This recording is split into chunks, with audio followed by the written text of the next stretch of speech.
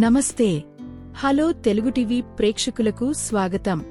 తెలుగు సినీ చరిత్రలో నాగార్జునగారికి ఒక ప్రత్యేక స్థానం ఉంది. వైవిధ్యమైన పాత్రలు, అద్భుతమైన నటనతో దశాబ్దాలుగా ప్రేక్షకులను అలరిస్తున్నారు. అయితే చాలా కాలం తర్వాత ఆయన తమిళ సినిమాల్లోకి మళ్లీ పూర్తి స్థాయిలో రీఎంట్రీ ఇస్తుండటం ఇప్పుడు హాట్ టాపిక్. నిజానికి నాగార్జునగారు తమిళ సినిమాకు కొత్తేమీ కాదు. గతంలో కొన్ని చిత్రాల్లో నటించారు. అందులో 2016లో విడుదలైన ఊపిరి, తమిళంలో తొళ సినిమా ఎంత పెద్ద హిట్ అయిందో మనందరికీ తెలుసు. కార్తీతో కలిసి ఆయన చేసిన ఆ పాత్ర, ఆయన నటన విమర్శకుల ప్రశంసలు అందుకున్నాయి.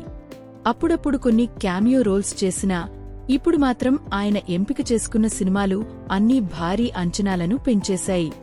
కోలీవుడ్ స్టార్ ధనుష్తో కలిసి చేస్తున్న కుబేరా ఈ సినిమా ప్రకటించినప్పటినుంచి భారీ అంచనాలు నెలకొన్నాయి.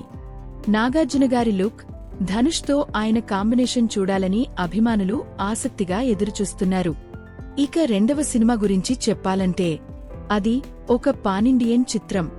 దక్షిణాది సూపర్ స్టార్ రజనీకాంత్తో కలిసి కూలీ అనే చిత్రంలో నాగార్జునగారు నటిస్తున్నారు.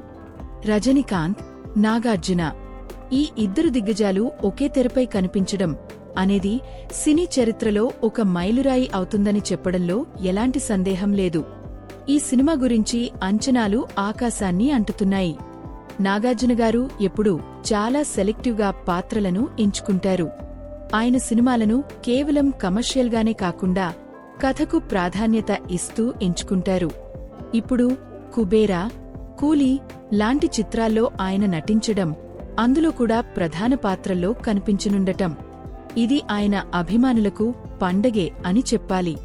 తెలుగు, తమిళ భాషల్లో ఆయనకున్న ఫ్యాన్ బేస్ను బట్టి చూస్తే ఈ రెండు చిత్రాలు బాక్సాఫీస్ వద్ద రికార్డులు సృష్టించడం ఖాయం.